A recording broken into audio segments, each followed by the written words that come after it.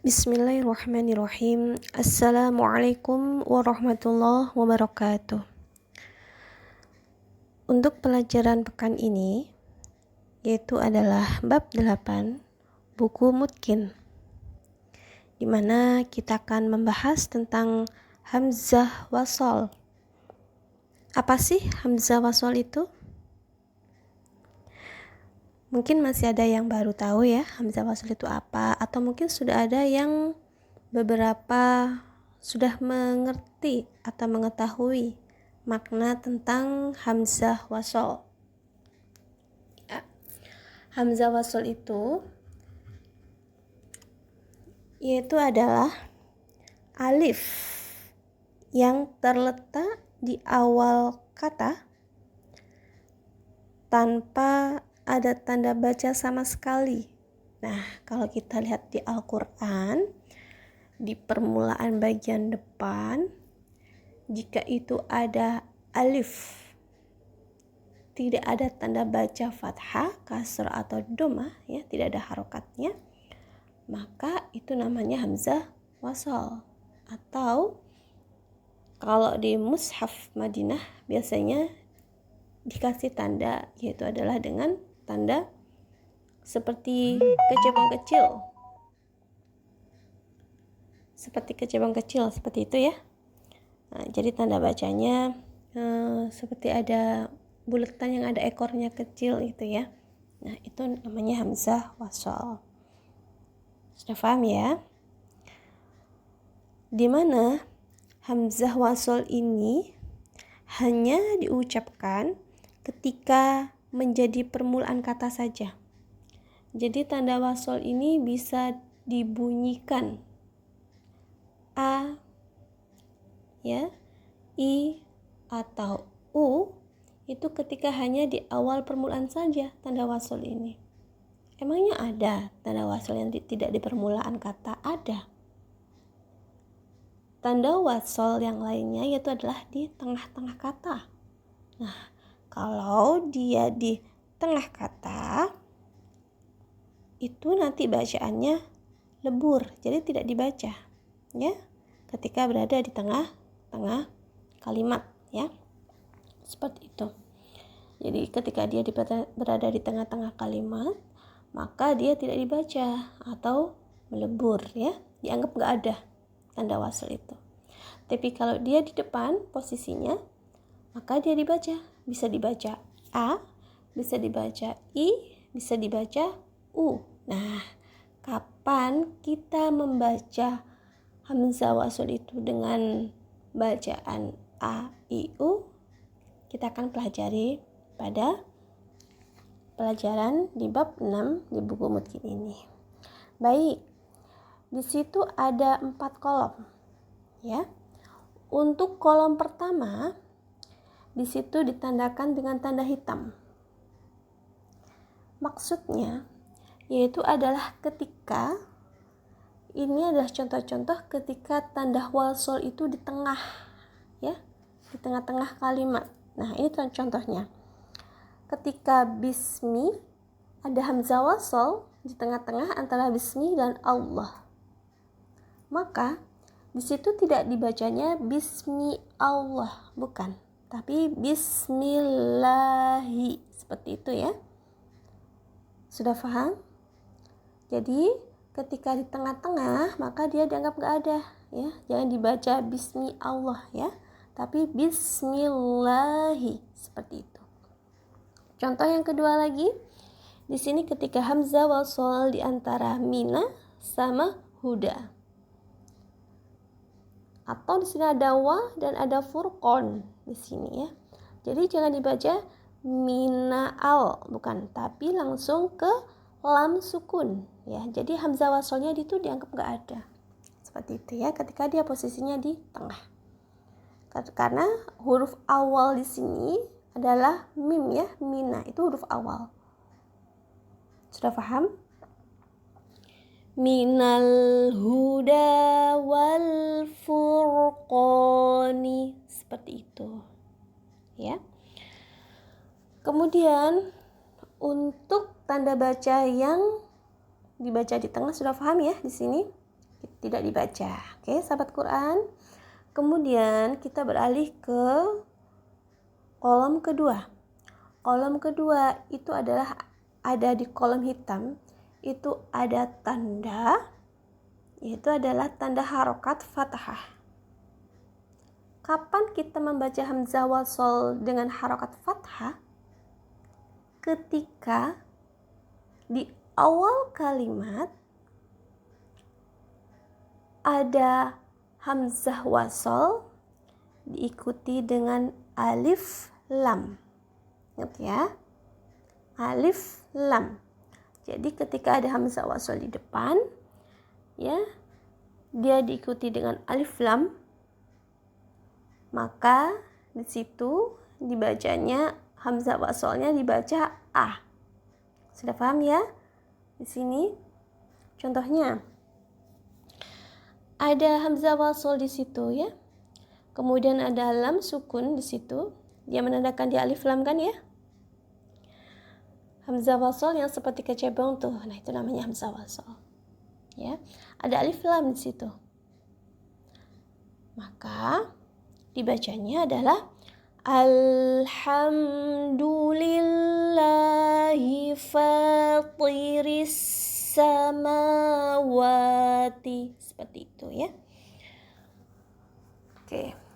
Jadi semuanya dibaca a ketika ada alif lam di depan ya. Posisi kalimat di depan hamzah wasol itu beralif lam, maka dia dibaca a. Contoh yang kedua,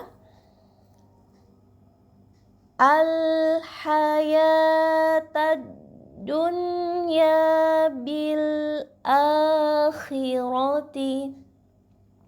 Ingat ya, jangan dibaca al-hayawa ya, karena dia merupakan tanda panjang untuk bacaan huruf ya. Ya, al-haya ya, jangan al-hayawa. Ini kita pakai mushaf Madinah ya. Jadi kita belajar pelan-pelan agar tanda baca yang ada itu bisa kita gunakan, bisa kita baca dengan sebaik-baiknya. Seperti itu ya. Biasanya suka membacanya al-hayawa biasanya. Nah, kita lupa kalau kita pakai standar Madinah. Baik, sekarang yang ketiga. Di situ kolom ketiga itu adalah bagaimana cara kita membaca hamzah wasol dengan menggunakan harokat dhammah. Kapan digunakan harokat dhammah? Kalau fathah tadi ya, kalau fathah tadi digunakan ketika di hamzah wasol di depan dan dia beralif lam. Tapi kalau dia berharokat dhammah, bagaimana tanda wasolnya? Ciri-cirinya yaitu ketika hamzah wasol itu di depan. Ya, ketika hamzah wasol di depan dan dia tidak beralif lam, maka kita lihat huruf ketiga. Jika huruf ketiganya itu adalah dhammah, maka di depan kita baca dengan dhammah hamzah wasolnya ya. Jadi bagaimana cara kita menetapkan hamzah wasol ini dibaca a i u? Ya. Kita lihat alif lam dulu. Kalau dia beralif lam, hamzah wasolnya pasti dia sudah a. Sudah pasti itu dibaca a semuanya ya. Kalau dia hamzah wasolnya itu kita lihat dia tidak beralif lam, kita langsung lihat huruf ketiga. Huruf ketiganya apa di sini? Huruf pertama alif, huruf kedua ra sukun, huruf ketiga kaf berharokat dhammah. Maka dibacanya alifnya menjadi u ya. Urqub birijlika, seperti itu ya. Oke, sudah paham ya? Kita lihat huruf ketiga ketika dia tidak beralif lam. Sekarang yang terakhir, bagaimana cara kita membaca hamzah wasol dengan harokat kasroh? Bagaimana caranya?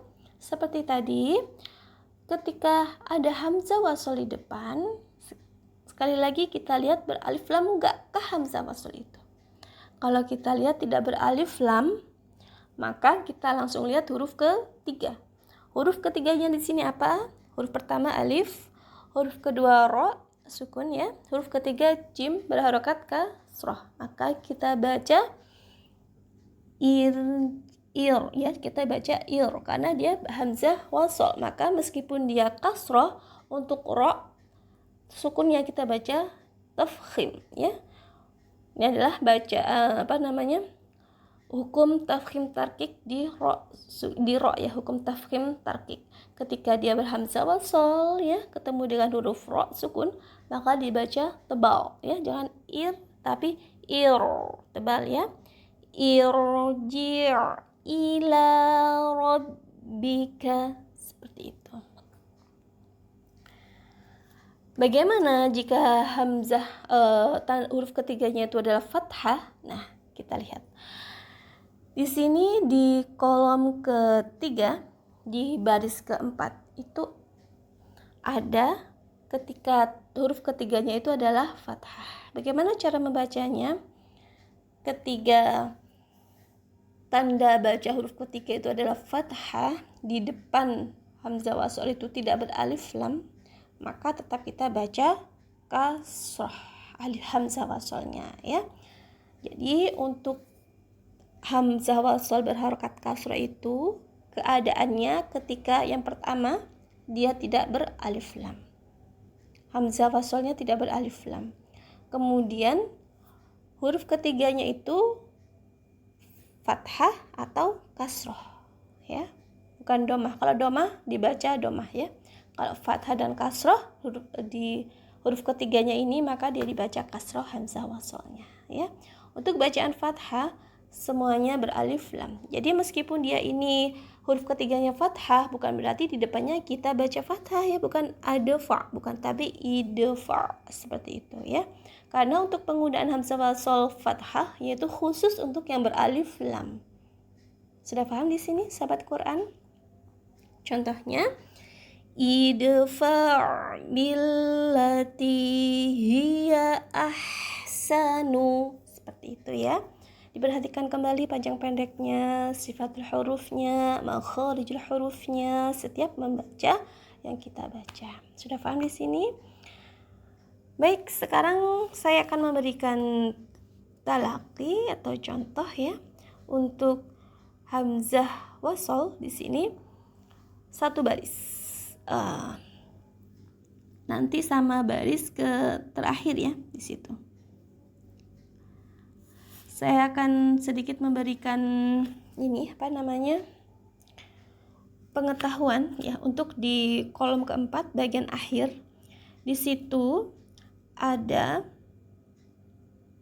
tanda tasydid, ya. Kemarin kita sudah belajar hukum tasydid. Hukum tasydid itu berarti dia dua huruf, ya. Satunya huruf bersukun, satunya huruf berharokat. Nah, di sini juga demikian. Di situ ada alif, ada hamzah wasol, kemudian ada ta, ya, tasydid, ya, dia ada qaf, dhammah. Kira-kira huruf ketiganya itu apa? Apa ta? Apa qaf? Ya, ingat hukum tasydid kemarin itu adalah ketika huruf bertasydid, huruf yang satunya adalah sukun, huruf yang kedua adalah berharokat, ya. Jadi jangan sampai salah ketika ada hamzah wasol kemudian diikuti dengan huruf berharokat tasydid, maka huruf ketiganya adalah, ya, yang tasydid itu, ya. Jadi bukan qaf, ya, meskipun secara kasat mata itu huruf ketiganya apa sih? Qaf, gitu. Kita lupa bahwa hukum tasydid itu ada dua huruf, ya. Jadi untuk huruf ketiga tetap ta dengan berharokat fathah, ya. Karena huruf pertama itu adalah hamzah wasol itu sendiri, ya, alif. Huruf keduanya ta berharokat sukun, huruf ketiganya ta berharokat fathah, seperti itu, ya. Jadi jangan dibaca attaqu di sini tapi ittaqu. Oke, nanti saya akan kasihkan contoh.